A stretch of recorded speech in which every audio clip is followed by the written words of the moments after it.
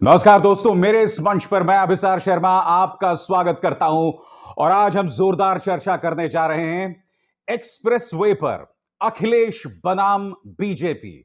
जी हां, express way पर आज जो सियासत हो रही है अखिलेश यादव और भारतीय जनता पार्टी के बीच, और जैसे कि आप जानते हैं कि आज हर्क्यूलिस विमान में उतरकर प्रधानमंत्री नरेंद्र मोदी ने पूर्वांचल एक्सप्रेस वे का उद्घाटन किया। इस बीच समाजवादी पार्टी यह दावा कर रही है कि हमारा आइडिया था, इसको लेकर जमीन अधिग्रहण का काम हमने किया, इनॉग्रेशन यानी उद्घाटन भी हमने किया। फिर योगी आदित्यनाथ आखिर इस मुद्दे पर क्यों उछल रहे हैं? मैं आपको बतलाना चाहूंगा दोस्तों कि समाजवादी पार्टी जो दावा कर रही है वो काफी हद तक सही है। मैं आपको यह भी बतलाने वाला हूं कि आज के इस पूरे घटनाक्रम के राजनीतिक मायने क्या हैं, क्यों अब यह लड़ाई बीजेपी वर्सेस समाजवादी पार्टी बनकर रह जाने वाली है। धीरे धीरे बसपा, कांग्रेस, आम आदमी पार्टी ये जो है तस्वीर में आने ही नहीं वाले हैं। मगर सबसे पहले जो बड़ा विवाद है दोस्तों, अखिलेश यादव की समाजवादी पार्टी दावा कर रही है कि जिस पूर्वांचल एक्सप्रेसवे पर योगी आदित्यनाथ अपनी पीठ थपथपा रहे हैं, दरअसल वो समाजवादी पार्टी की देन है। उनकी ये बात कुछ हद तक सही है और मुझे लगता है कि मुख्यमंत्री आदित्यनाथ को दरिया दिली दिखानी थी, यह हिम्मत करनी चाहिए थी कि वो उन्हें श्रेय देते, क्योंकि कुछ तथ्य हैं आपके सामने जो पेश करना चाहूंगा। तथ्य नंबर 1, क्या आप जानते हैं कि पूर्वांचल एक्सप्रेसवे, जिसका नाम समाजवादी पार्टी ने रखा था समाजवादी एक्सप्रेसवे, इसके लिए 30% जमीन अधिग्रहण का काम अखिलेश यादव जब मुख्यमंत्री थे तभी हो गया था। बात यहां नहीं रुकती दोस्तों, ये तस्वीरें देखिए आपके स्क्रीन पर चल रही हैं, एएनआई का खुद का ये वीडियो है जिसमें एएनआई ने नीचे लिखा हुआ है inauguration of Samajwadi party expressway. इसमें जब अखिलेश यादव मुख्यमंत्री थे तो इसका उद्घाटन आप देख सकते हैं दोस्तों, आपके स्क्रीन पर चल रहा है, और यह तब हुआ था जब अखिलेश यादव मुख्यमंत्री थे। यानी कि बीजेपी जो दावा करती है कि उन्होंने शिलान्यास किया था 2018 में, उन्होंने दरअसल अखिलेश यादव की एक परियोजना का दोबारा शिलान्यास कर दिया था, क्योंकि आप देख सकते हैं अखिलेश यादव यहां बाकायदा शिलान्यास कर रहे हैं। तो मुख्यमंत्री आदित्यनाथ से मेरा सीधा सवाल कि आप प्रदेश की जनता को क्यों गुमराह कर रहे थे दोबारा शिलान्यास करके? और अगर आपको फिर भी विश्वास नहीं हो रहा है तो उस वक्त का मैं आपको एक स्पीच दिखाना चाहता हूं अखिलेश यादव का, जब उन्होंने दिया था, जब वो मुख्यमंत्री थे, जब इनॉग्रेशन शिलान्यास किया जा रहा था समाजवादी पार्टी एक्सप्रेसवे का। सुनिए। आगरा लखनऊ एक्सप्रेसवे के बाद सबसे बड़ी सड़क बनने जा रही है, वो समाजवादी पूर्वांचल एक्सप्रेसवे के नाम से जाना जाएगा। मुझे खुशी इस बात की है कि हमारे तमाम मंत्री विधायकों ने भी इस योजना में मेरा पूरा का पूरा सहयोग किया है। ये दोनों सड़कें बन जाने के बाद और जुड़ जाने के बाद देश की सबसे बड़ी सड़क अगर किसी प्रदेश के पास होगी तो वो उत्तर प्रदेश के पास होगी। और ये सड़क 6 लेन है, भविष्य में 8 लेन भी होगी। सड़क के किनारे सर्विस लेन भी है। अगर सही मायने में सड़क के बारे में जानकारी होगी तो आने वाले समय में ये 10 लेन और 12 लेन की भी सड़क कही जा सकती है। और कई मौकों पर मैंने कहा कि जितनी रफ्तार बढ़ती है उतना ही विकास बढ़ता है। मगर यह बात भी सही है दोस्तों कि 30% जमीन का अधिग्रहण हुआ था, 70% जमीन का अधिग्रहण योगी आदित्यनाथ के कार्यकाल में हुआ। और यही नहीं दोस्तों, हमें यह भी बतलाना पड़ेगा कि इस वक्त भाजपा यह दावा कर रही है कि पहली बार किसी एक्सप्रेसवे पर, और तमाम न्यूज चैनल्स भी बढ़ चढ़ के ये बता रहे हैं कि किस तरह से एक्सप्रेसवे पर लड़ाकू विमान उतर रहे हैं, रफाल विमान उतर रहे हैं। दोस्तों, सरासर झूठ, क्योंकि लखनऊ एक्सप्रेस हाईवे जो था, जिसका उद्घाटन, जिसे बनाया था अखिलेश यादव सरकार ने, उस दौरान भी 5 या 6 किलोमीटर का ऐसा स्ट्रेच है जहां लड़ाकू विमान उतर सकते हैं। मैं आपको बतलाना चाहूंगा अखिलेश यादव किस तरह से इस मुद्दे पर तंज ले रहे हैं। उनका बयान आपके स्क्रीन पर। फीता आया लखनऊ से और नई दिल्ली से कैंची आई, सपा के काम का श्रेय लेने को मची है खींचम खिंचाई।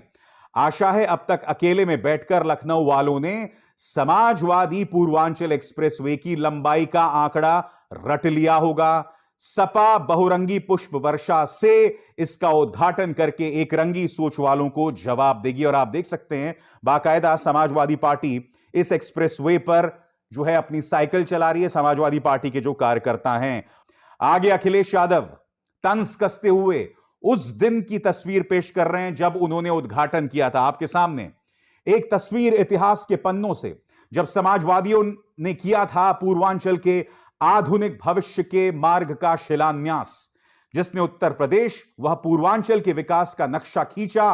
वो बीता कल हमारा था और अब नव उत्तर प्रदेश के लक्ष्य को लेकर चल रहा कल भी हमारा ही होगा। यूपी का विकास होगा, 22 में बदलाव होगा, कह रहे हैं अखिलेश यादव। मगर कुछ तथ्य आपके सामने लाने पड़ेंगे। अखिलेश यादव ये पूरा जो है दावा नहीं कर सकते कि इस एक्सप्रेसवे की बेशक उन्होंने नींव रखी हो, मगर मेहनत योगी आदित्यनाथ के कार्यकाल में हुई है, इससे भी हम नजरअंदाज नहीं कर सकते। मुझे लगता है जो मुद्दा उन्हें उठाना चाहिए था और जोरों से उठाना चाहिए था, और इसकी चर्चा भी दोस्तों जो है सोशल मीडिया में हो रही है, वो ये कि अखिलेश यादव ने जिस आगरा लखनऊ एक्सप्रेसवे का निर्माण किया था वो कम समय में बना था, कम पैसे में बना था, कम लागत में बना था। जबकि जो पूर्वांचल एक्सप्रेसवे है जिसकी नींव अखिलेश यादव ने रखी, मगर इसका निर्माण योगी आदित्यनाथ के कार्यकाल में हुआ था, उसमें कहीं ज्यादा पैसा लगा था। मैं आपको तथ्यों के आधार पर ग्राफिक्स आपके स्क्रीन पर दिखाना चाहूंगा। सबसे पहले दोस्तों, पूर्वांचल एक्सप्रेसवे 340 किलोमीटर इसकी लंबाई है। इसमें पैसा लगा 22,500 करोड़। इसमें 6 लेन हैं। कॉस्ट पर लेन पर किलोमीटर 11 करोड़ और इसे बनने में लगे 36 महीने। हालांकि मैं बता दूं 36 महीने नहीं, 40 महीने लगे। आप जब से 2018 में जिस महीने इसका शिलान्यास हुआ था उस वक्त से लेकर अब तक 40 महीने हुए, 36 महीने नहीं हुए, जो न्यूज चैनल्स बता रहे हैं। तो आपने आंकड़ा देखा दोस्तों, 22,500 करोड़, 340 किलोमीटर। अब मैं आपको बताना चाहता हूं अखिलेश यादव के दौरान जो आगरा लखनऊ एक्सप्रेसवे बना था उसको लेकर आंकड़ा। पूरे एक्सप्रेसवे की जो लंबाई है वो 302 किलोमीटर, कीमत 13,200 करोड़, लेन्स 8 लेन, कॉस्ट पर लेन किलोमीटर 5.5 करोड़, वक्त लगा 18 महीने।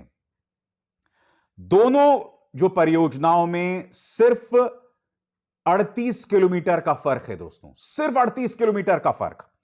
और मैं आपको बतलाना चाहूंगा 38 किलोमीटर के लिए योगी आदित्यनाथ ने 9,300 करोड़ रुपए खर्च किए।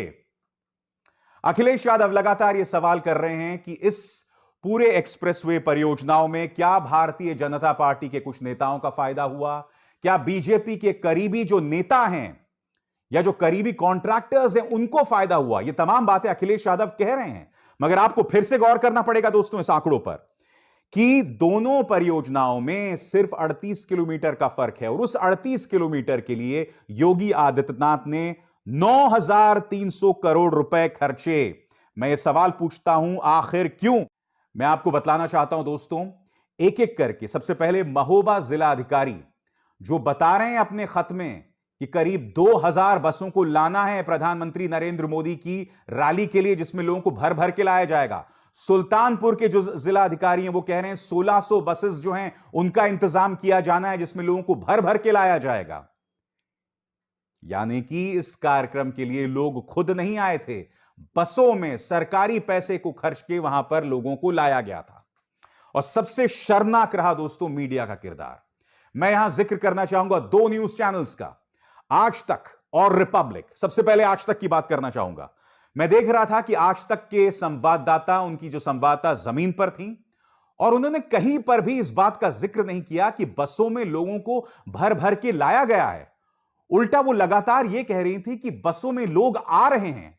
दोनों में जमीन आसमान का फर्क कि बसों में लोग आ रहे हैं, यानी कि अपनी स्वेच्छा से आ रहे हैं, नंबर 1। दूसरा, बसों में लोगों को भर भर के लाया जा रहा है। जैसे कि आप जानते हैं दोस्तों, आजमगढ़ के कार्यक्रम में 40 लाख से ज्यादा का खर्चा आकस्मिक फंड से हुआ अमित शाह की रैली के लिए। अमित शाह की रैली में जो लोग जुटाए गए थे उसमें करीब 46 लाख का खर्चा हुआ है दोस्तों।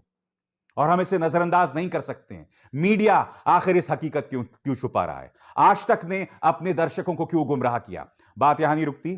दूसरा चैनल था रिपब्लिक। दोस्तों, रिपब्लिक ने बेशर्मी की तमाम हदों को पार कर दिया।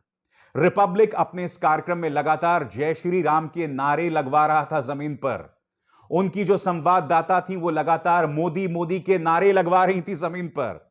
यही नहीं दोस्तों, उनकी जो रिपोर्टर थी वो जनता से कह रही थी कि बोलिए, मोदी है तो मुमकिन है। मैं फिर पूछना चाहता हूं दोस्तों, आप इन्हें पत्रकार कहेंगे? आप इन्हें न्यूज चैनल्स कहेंगे? किस सूरत से आप इन्हें न्यूज चैनल्स कह सकते हैं? कायदे से इन लोगों को, लोगों की जो जमीनी दिक्कतें थी उससे उठाना चाहिए था, और वो जमीनी दिक्कतें एक एक करके मैं आपके स्क्रीन पर लाने वाला हूं। सबसे पहले मैं आपको दिखाना चाहता हूं एनडीटीवी के पत्रकार आलोक पांडे का यह वीडियो जो आपके स्क्रीन पर चल रहा है। यह बनारस का है दोस्तों। यहां पर आप देख सकते हैं बाकायदा एक चिट लगा हुआ है, एक नोटिस लगा हुआ है। बसों की किल्लत की वजह से लोगों को क्या प्रॉब्लम्स आ रही हैं। अब ये देखिए दोस्तों, एक और आर्टिकल आपके स्क्रीन पर। रोडवेज बसों का टोटा, दर दर भटकते रहे अधिकारी। अयोध्या क्षेत्र की 125 बसें प्रधानमंत्री के सुल्तानपुर में होने वाले कार्यक्रम में लगी। बस अड्डे पर परेशान दिखे अधिकारी। मजबूरी में ट्रक और अन्य गाड़ियों में हुए रवाना। बसों के इंतजार में घंटों खड़े रहे। आज मैं सवाल पूछना चाहता हूं मुख्यमंत्री आदित्यनाथ से। आपने एक आयोजन तो कर डाला, मगर मैं आपसे पूछना चाहता हूं, लोगों को तो लगातार तकलीफ हुई। दूसरी खबर देखिए, सुकून में दिखे कार्यकर्ता, प्रशासन पर भीड़ जुटाने का जिम्मा। अब तक क्या होता था दोस्तों? अब तक यह होता था कि भीड़ जुटाने का काम पार्टी किया करती थी, मगर आज प्रशासन भीड़ जुटाने में लगा हुआ है। मैंने बाकायदा दोस्तों एक एक करके वो 3 तस्वीरें आपको दिखाई थी। पहली तस्वीर, आजमगढ़ के अंदर खजाने से 46 लाख रुपए निकाले गए भीड़ जुटाने के लिए। दूसरी तस्वीर, महोबा और सुल्तानपुर दोनों के जिला अधिकारी बता रहे हैं कि करीब 4000 बसों का हमें इंतजाम करना है, जिसमें लोगों को बिठाकर लाया जाएगा प्रधानमंत्री की रैली में। मैं फिर कहना चाहता हूं, ये न्यूज चैनल ये मुद्दे क्यों नहीं उठाते हैं? क्या इन मुद्दों को उठाना गुनाह हो चुका है? अब क्या लोगों के सामने इस मुद्दे को, इस तस्वीर को लाने की जरूरत नहीं है कि इन रैलीज की वजह से लोगों की इतनी तकलीफें पेश आ रही हैं? मैं आपको यह भी बतलाना चाहूंगा दोस्तों कि प्रधानमंत्री नरेंद्र मोदी ने आज इस जो पूरे आयोजन को एक चुनावी रैली बनाकर छोड़ दिया। मैं आपको दिखलाना चाहूंगा कि किस तरह से उन्होंने अपना संबोधन शुरू किया भोजपुरी अंदाज में। देखिए, जौने धरती पर हनुमान जी काल नेमी के वध किए रहे, उस धरती के लोगन के हम पांव लागित है।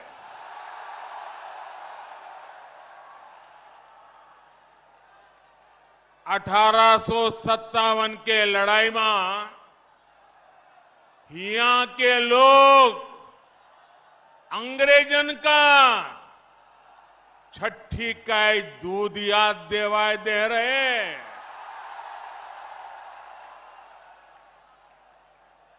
यह धरती के कण कण में स्वतंत्रता संग्राम के खुशबू बा। कोयरीपुर के युद्ध भला के भुला सकत है? आज यह पावन धरती का पूर्वांचल एक्सप्रेस वे के सौगात मिलत बा। और यही नहीं दोस्तों, लगातार वो हमला कर रहे थे समाजवादी पार्टी पर बगैर नाम लिए। मुझे ऐसा लग रहा था प्रधानमंत्री नरेंद्र मोदी के मन में था कि मैं किसी तरह से हिंदू और मुस्लिम का शिगुफा यहां पर भी छोड़ दूं। अब आप कहेंगे क्यों? क्योंकि उनका यह कहना था कि जो पिछले सरकार के मुख्यमंत्री थे वो कभी मेरे साथ नहीं खड़े होते थे, और वो मेरे साथ इसलिए नहीं खड़े होते थे कहीं उनके वोट बैंक को, उनका जो वोट बैंक है वो नाराज ना हो जाए। फिर वो इशारा दोस्तों कर रहे थे एक खास समुदाय की तरफ जानबूझकर कर रहे थे। प्रधानमंत्री मानो उतावले थे इस मुद्दे पर सियासत करने के लिए। मगर मैं दावे के साथ कह सकता हूं आने वाले दिनों में यही कुछ होने वाला है।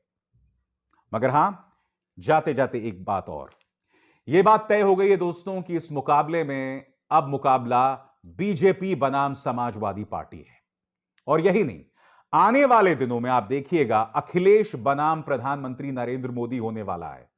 जी हां, अखिलेश बनाम योगी आदित्यनाथ नहीं होगा। अखिलेश बनाम योगी आदित्यनाथ उन्हीं जगहों पर होगा जो कि सांप्रदायिक तौर पर संवेदनशील इलाके हैं, कॉमनली सेंसिटिव इलाके हैं। वहीं पर मुकाबला होगा अखिलेश बनाम योगी आदित्यनाथ, वरना यह पूरा मुकाबला जो है अखिलेश बनाम प्रधानमंत्री नरेंद्र मोदी होने वाला है। आने वाले दिनों में आप देखेंगे, क्योंकि भारतीय जनता पार्टी को लगता है कि प्रधानमंत्री नरेंद्र मोदी की विश्वसनीयता अब भी उत्तर प्रदेश में है। आदित्यनाथ जो हैं वो अपने कामकाज करने के अंदाज की वजह से लगातार उनकी लोकप्रियता घटती जा रही है, ऐसा कई स्वतंत्र पर्यवेक्षकों, एक्सपर्ट्स का मानना है। इसलिए मेरा मानना है कि आने वाले दिनों में यह मुकाबला पूरी तरह से अखिलेश वर्सेस मोदी हो जाने वाला है। और बीजेपी भी मान रही है कि अगर उन्हें कोई सत्ता से हटा सकता है तो वो समाजवादी पार्टी है, जिस तरह से आज प्रधानमंत्री ने पूरा फोकस समाजवादी पार्टी और अखिलेश यादव पर रखा। अभिसार शर्मा को दीजिए इजाजत। नमस्कार।